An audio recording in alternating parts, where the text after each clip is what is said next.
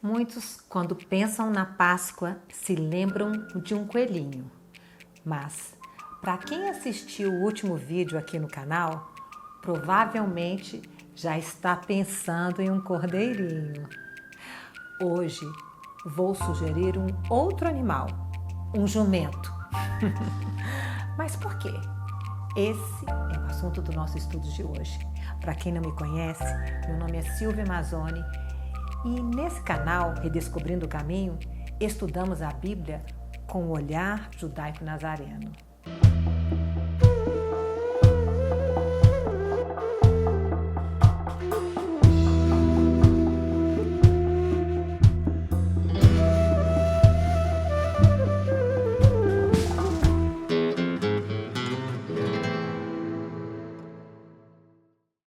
Curiosamente, o jumento é o único animal na Bíblia que possui o status de um filho primogênito. Ou seja, o único animal que, para não ser morto, poderia ser substituído por uma ovelha. A ovelha, um animal limpo, morreria em lugar do jumento, um animal imundo. A leitura bíblica apresenta desafios que, na maioria das vezes, podem passar desapercebidos. Mas, para aqueles habituados a descobrir no sistema sacrificial as metáforas que apontam para Jesus, o paralelo entre o homem e o jumento, Jesus e o cordeiro, é óbvio. O jumento, um animal imundo, é o homem pecador. O cordeiro, um animal limpo, é Yeshua, sem pecado. Jesus, o Cordeiro de Deus, morreu para que o jumento, ou seja, o homem, possa ser poupado. Os sábios prestam atenção toda vez que uma palavra nova aparece na Torá. Entende-se que a sua primeira menção contém o significado principal da palavra, funcionando como um dicionário. A primeira vez que a palavra jumento é mencionada na Bíblia, é uma situação bastante embaraçosa. Abraão, por medo de ser morto, decide abrir mão da sua esposa Sara e deixá-la ser levada até a casa do faraó. A Bíblia diz que Faraó recompensa Abraão por esse gesto covarde. Por causa dela, tratou bem Abraão, o qual veio a ter ovelhas, bois, jumentos, escravos, escravas, jumentas e camelos. Abraão, ainda um homem medroso e carnal, seu nome, sua essência, ainda não havia mudado. Abraão ainda estava sob o controle do mundo material. Os sábios judeus entendem que o jumento estaria associado ao mundo material e aos impulsos para satisfazer desejos. Aquele que monta num jumento seria, portanto, aquele que subjuga os desejos da carne e exerce domínio sobre os impulsos puramente carnais. Nesse ponto, podemos nos lembrar da história de Abigail, uma verdadeira heroína que é capaz de se elevar acima das circunstâncias e agir com coragem. Ela literalmente montou num jumento e, arriscando a própria vida, intercedeu por todos. Abigail era casada com um homem muito rico, porém ímpio, Nabal.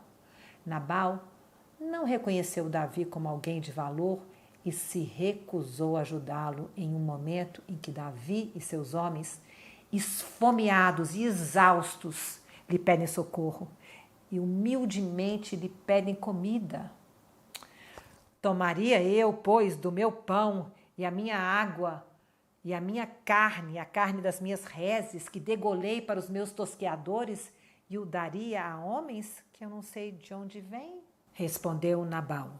Então, Davi e seus homens resolveram atacar. A Bíblia diz: pelo que disse Davi a seus homens, cada um cinja a sua espada, e cada um cingiu a sua espada, e também Davi a sua. Subiram após Davi uns 400 homens.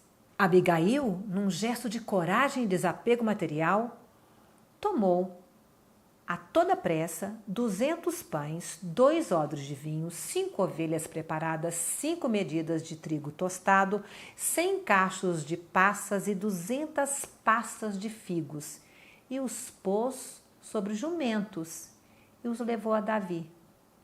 Ela assume a responsabilidade pelas ofensas praticadas por seu marido. Ela enfrenta a possibilidade da morte e intercede por todos, inclusive pelo transgressor, seu marido. Ela pede a Davi que perdoe, que poupe o juízo e diz: "Ah, Senhor meu, caia a culpa sobre mim." Ou seja, ela se oferece para pagar pela culpa em lugar do transgressor. Intercedendo, Abigail prefigura a atitude de Jesus que intercede por nós junto ao Pai. Voltando à história de Abraão, vemos que, anos após a sua infeliz atitude de medo e covardia, ele muda.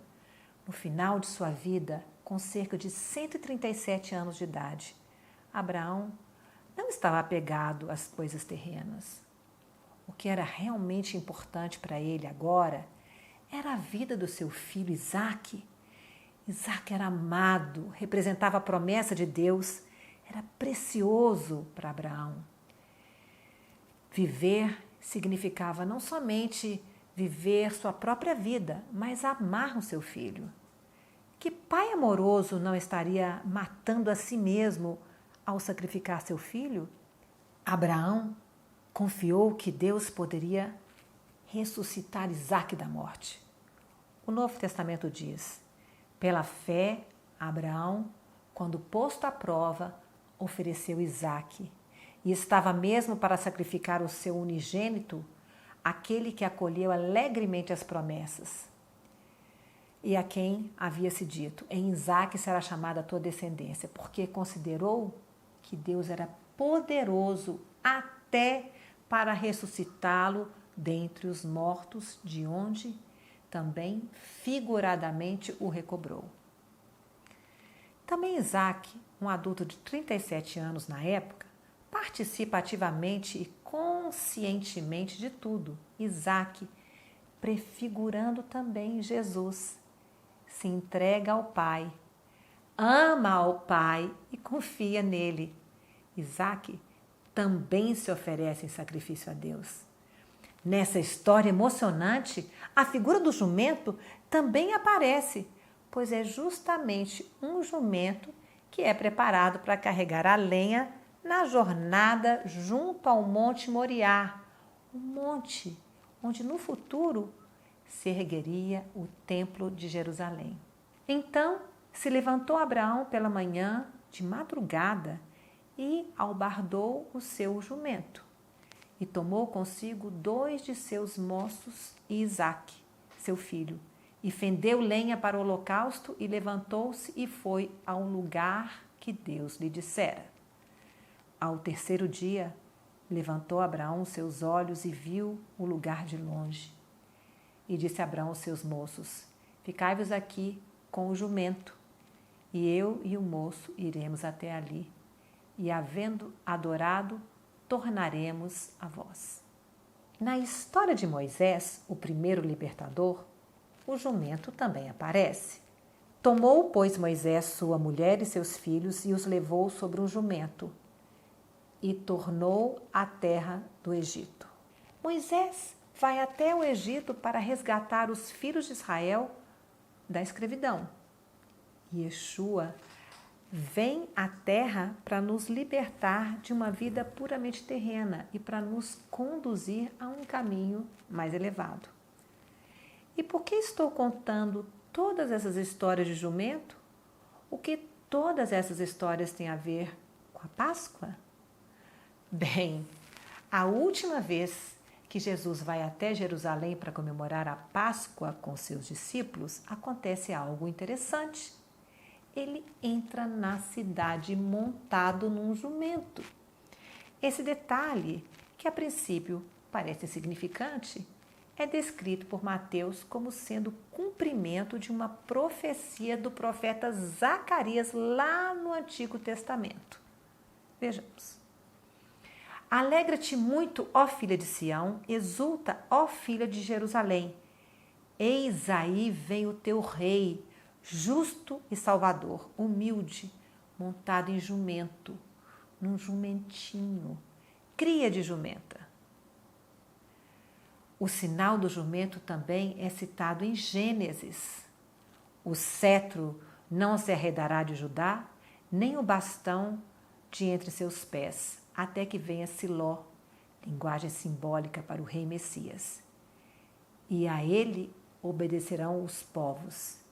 Ele amarrará o seu jumentinho à vide, e o filho de sua jumenta à videira mais excelente.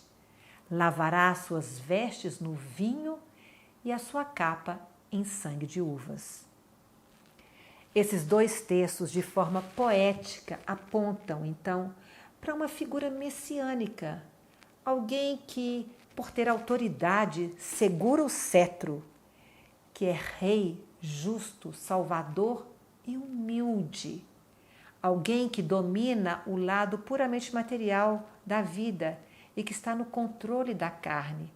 Por isso, está montado sobre um jumento. Então é isso, pessoal. Espero que tenham gostado do estudo de hoje e sugiro que da próxima vez que vocês pensarem na Páscoa, além de lembrarem do cordeiro, lembre-se também do jumento e lembrem-se que devemos andar acima das coisas materiais. Lehitraot.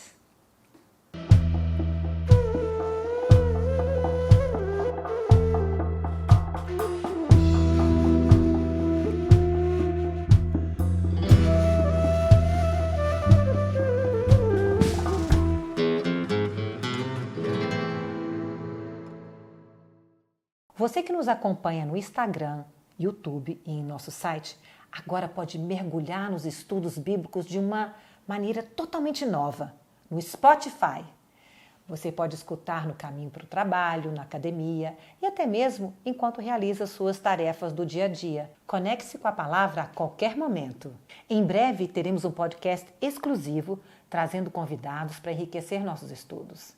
Não perca tempo, vá agora mesmo ao Spotify e busque por Redescobrindo o Caminho e acesse todos os nossos estudos. Que a palavra de Deus esteja sempre presente em cada momento do seu dia a dia. Lehitraot. Jerusalém foi traída e sua importância retirada. Ideias pagãs se infiltraram no entendimento das Escrituras. Interpretações se multiplicaram e passaram a concorrer entre si. A língua hebraica foi por anos sepultada. O livro sagrado foi deturpado e o calendário substituído.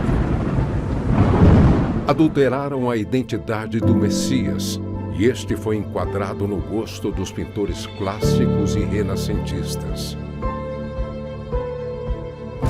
O caminho foi perdido, a visão turvada.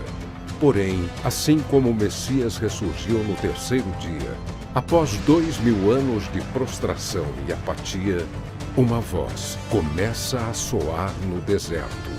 É hora de recomeçarmos.